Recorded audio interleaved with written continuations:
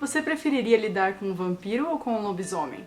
Oi, eu sou a May Mortari e eu acho que esse questionamento tem aparecido muito na fantasia jovem, desde a época de Crepúsculo ou até um pouquinho antes dela, mas lógico que a origem de lobisomens e vampiros ela é datada de muito antes da gente começar a consumir tanto material sobre literatura jovem com eles.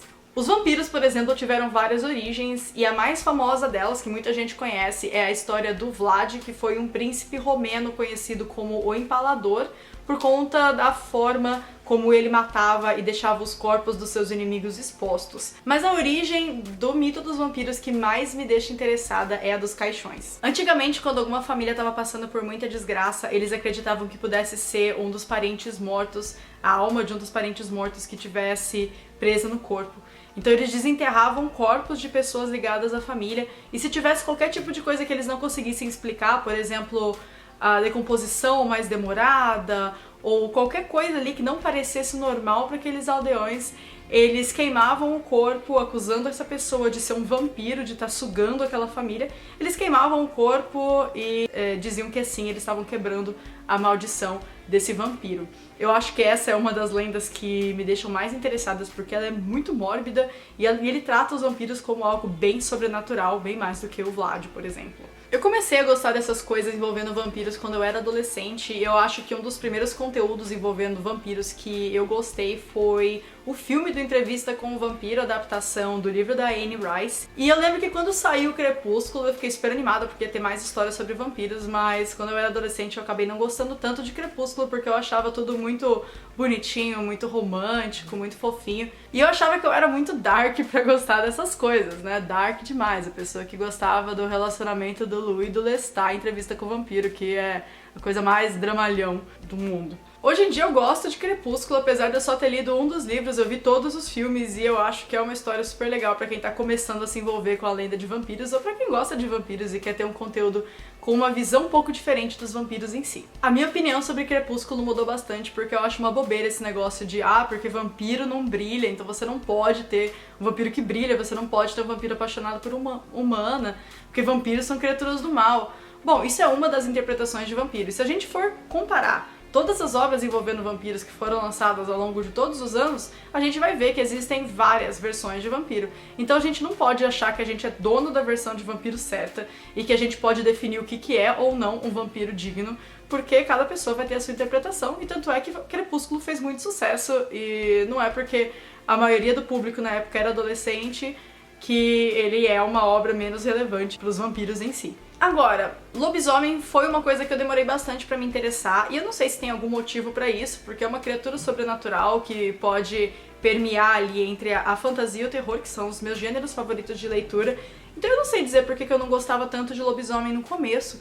Hoje em dia eu gosto bastante de lobisomem, então eu resolvi trazer pra vocês esse questionamento que seria: lobisomens ou vampiros? Não o que a gente gosta mais, mas com qual a gente preferiria lidar, qual a gente preferiria ter no nosso convívio. E eu trouxe essa pergunta para Perguntas Fantásticas para eu poder ouvir também a opinião de vocês, pra gente poder conversar um pouquinho mais sobre essas criaturas tão presentes no terror e tão presentes na fantasia e que a gente gosta tanto. Então, como a gente vai escolher aqui qual que a gente preferiria ter por perto, a gente vai ser basicamente a Bella, mas sem romance. Pra esse vídeo, pra ele não ficar absurdamente longo, eu vou escolher a minha versão preferida de vampiros e lobisomens e eu vou falar em cima dela. Lógico que vocês podem escolher a versão favorita de vocês de vampiros e lobisomens, porque existem trocentas versões diferentes. Tem o lobisomem gringo, tem o lobisomem brasileiro, tem os lobisomens que não são maus, tem os lobisomens que não conseguem se controlar. Eu vou escolher a minha versão favorita e eu quero que vocês escolham a versão favorita de vocês, porque aqui não tem regra. A regra é a que a gente quer. Eu sinto que, assim, pra começar essa discussão, os vampiros me parecem criaturas mais fáceis de conviver, porque eles têm a consciência do que eles estão fazendo o tempo todo. Apesar de que eu acho que os vampiros são criaturas muito mais manipuladoras do que os lobisomens. Os lobisomens, eles passam pra mim uma ideia mais de criaturas mais honestas, eu não sei porquê, mas isso sempre foi a impressão que eu tive com lobisomens, mas que perdem a consciência no momento em que eles estão transformados.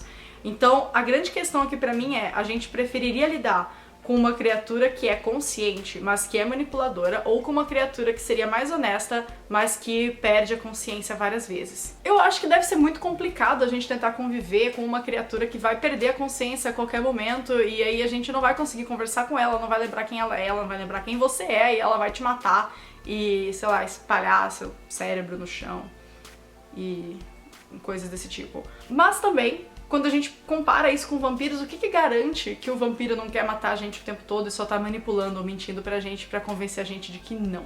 Isso é muito comum em obras de vampiro, né? Os vampiros serem manipuladores o suficiente pra convencer as pessoas a estarem perto dele, pra convencer as pessoas a terem intimidade com eles, pra no final das contas eles também só matarem a pessoa e espalharem o cérebro dela no chão. Isso acontece bastante na entrevista com o vampiro. O Lestat é um grande exemplo de um vampiro manipulador, que é a minha versão de vampiro que eu estou escolhendo pra cá. E basicamente a minha versão de vampiro favorita é o Lestat. Eu acho que sempre foi o meu vampiro favorito da ficção e eu gosto muito da forma como a Anne Rice trabalhou ele. Inclusive eu preciso ter mais contato com a obra da Anne Rice, conhecer um pouquinho mais sobre isso, mas o Lestat, aquele mesmo com a cara do Tom Cruise, é a minha figura favorita de vampiro. Eu tenho uma visão bem negativa da personalidade dos vampiros, como talvez vocês já tenham conseguido perceber por esse vídeo, mas isso é uma coisa boa, pelo menos na ficção, porque quanto mais conturbada é a personalidade de um personagem da ficção envolvendo terror e fantasia, mais ele me chama atenção.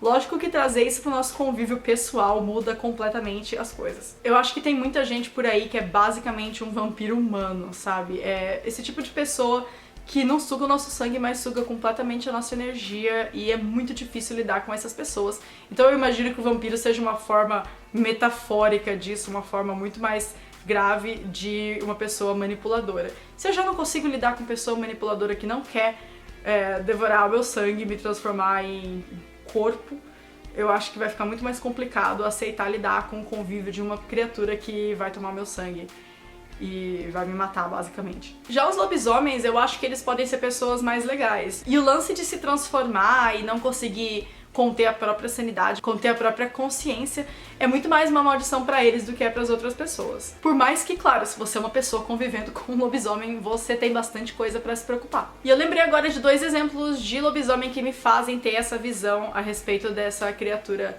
mística da fantasia e do terror. O primeiro deles é o Lupin, do Harry Potter. Eu vivo esquecendo que ele é um lobisomem, vira e mexe eu esqueço esses detalhes sobre ele, porque eu acho que não foi tão abordado assim. Mas quando a gente tem contato com a Tonks, que é a esposa dele, e a gente vê a forma como os dois convivem, parece até fácil. Mas lógico que a Tonks é uma bruxa, então é tudo bem diferente. E o segundo personagem que me veio à cabeça agora foi o protagonista de Lobo de Rua, o livro da Jana Bianchi, uma autora nacional, que é a minha versão favorita de lobisomem. E essa versão é aquela versão que a transformação dele é uma transformação bem mais cruel, bem mais violenta.